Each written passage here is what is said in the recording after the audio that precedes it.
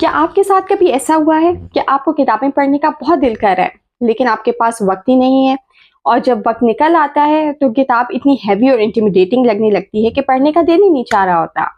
तो आज की वीडियो है आपके लिए, क्योंकि मैं बात करने वाली हूँ एक ऐसी किताब की जो ना सिर्फ इजी टू रीड है बल्कि थॉट प्रोवोकिंग भी है।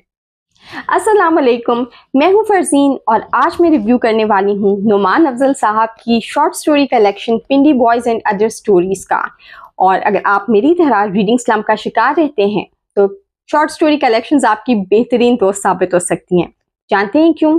क्योंकि ये शॉर्ट होती हैं, इंगेजिंग होती हैं और नॉन इंटिमिडेटिंग होती हैं। बाय द वे, मैं नुमान अफजल साहब की पहले भी 2 शॉर्ट स्टोरी कलेक्शंस पढ़ चुकी हूँ, एक मडस्लिंगिंग और दूसरी बुद्धू, और मुझे दोनों ही बहुत पसंद आई थी। खास करके बुद्धू तो मेरी फेवरेट है। आपको एक और मजे की बात बताऊं, मेरे पास पिंडी बॉयज की दो कॉपीज हैं, एक सीरीज ऑफ वर्ड्स की तरफ से पब्लिश हुई भी और एक मुसन्निफ पब्लिशर्स की तरफ से पब्लिश हुई। नुमान अफजल साहब की कहानियों की खास बात यह है कि वो पाकिस्तानी सोसाइटी में प्रेवलेंट सोशल इश्यूज और हिडन इवल्स को बहुत ही सादा और इम्पैक्टफुल अंदाज में बयान करते हैं। इनकी कहानियां शॉर्ट, कंसाइज और थॉट प्रोवोकिंग होती हैं और हमेशा एंडिंग आपको सोचने पर मजबूर कर देती है।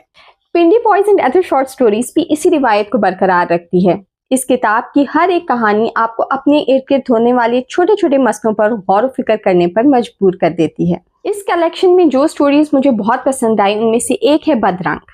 ये कहानी रिवॉल्व करती है 2 लड़कियों के गिर्द, एक बहुत खूबसूरत लेकिन कमजोर स्टूडेंट और दूसरी एक बदसूरत लेकिन बहुत ज़हीन स्टूडेंट। दोनों को सोसाइटी के ब्यूटी स्टैंडर्ड्स की वजह से नफरत का सामना करना पड़ता है, लेकिन वो इस नफरत का डट के मुकाबला करती हैं। दूसरी कहानी जो मुझे बहुत अच्छी लगी वो थी ऑड मैन। ये कहानी मेरी फेवरेट है क्योंकि ये बहुत फनी है। ये एक ऐसे शख्स के गिर्द रिवॉल्व करती है जिसको लगता है कि इवन नंबर्स उसकी ज़िंदगी में बदकिस्मती ला सकते हैं, इसलिए वो अपनी सारी ज़िंदगी ऑड नंबर्स पर बेस कर देता है और इसकी वजह से नुकसान भी उठाता है। तीसरी कहानी जो मुझे बेहद पसंद आई वो थी मूदा पंप। ये कहानी दिखाती है कि कैसे माशरती करप्शन एक सीधे साधे इंसान को भी बदमाश बनने पर मजबूर कर देती है। जहां तक बात है पिंडी बॉयज का, तो इस स्टोरी से मैं ज्यादा रिलेट नहीं कर सकी। हो सकता है इसलिए क्योंकि मैं बॉय नहीं गर्ल हूँ, और इसलिए भी कि मेरे एक्सपीरियंसेस ज्यादा इस्लामाबाद से जुड़े हैं और पिंडी में मेरा इतना आना जाना रहा नहीं है।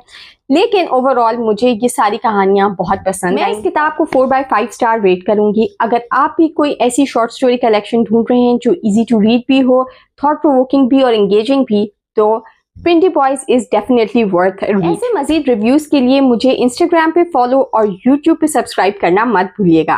फिर मुलाकात होगी किसी नई किताब के साथ। तब तक के लिए गुड बाय एंड अल्लाह हाफिज।